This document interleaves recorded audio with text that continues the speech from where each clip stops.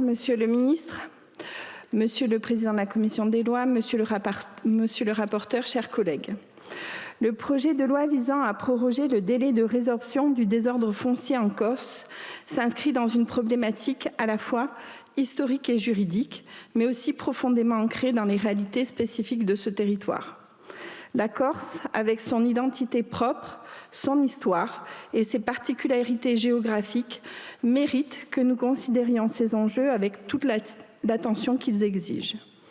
C'est en 1807 que Napoléon Bonaparte, lui-même d'origine corse, institua le cadastre, un outil révolutionnaire pour son époque, visant à délimiter et enregistrer la propriété foncière.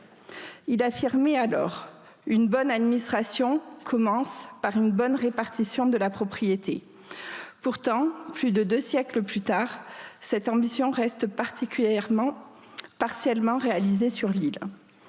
En Corse, le désordre foncier persistant se manifeste par des propriétaires mal identifiés, des biens non délimités et une faible application des règles de droit civil, notamment en matière de succession et de donation. Ce problème a des conséquences profondes. Il freine la valorisation du patrimoine privé et économique, entrave le développement local et prive les collectivités de près de 50 millions d'euros de fiscalité chaque année.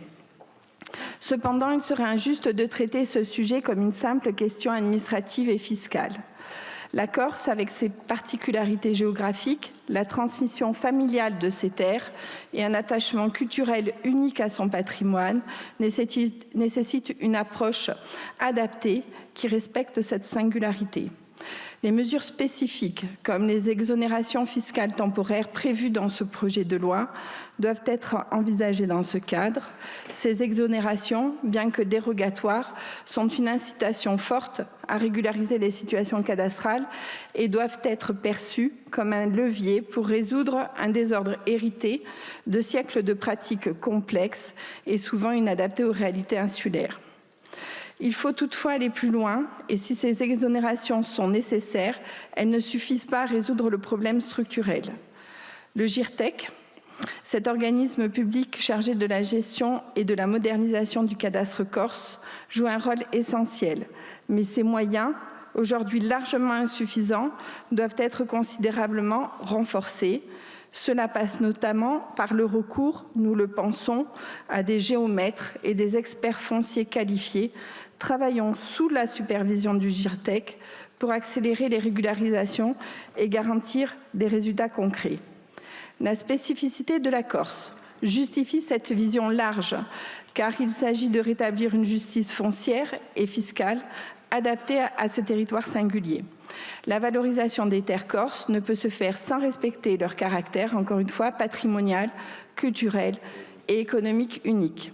C'est aussi une opportunité de reconnaître la richesse que représente ce patrimoine pour les générations futures et pour le développement local en permettant aux Corses de tirer pleinement parti de leurs terres.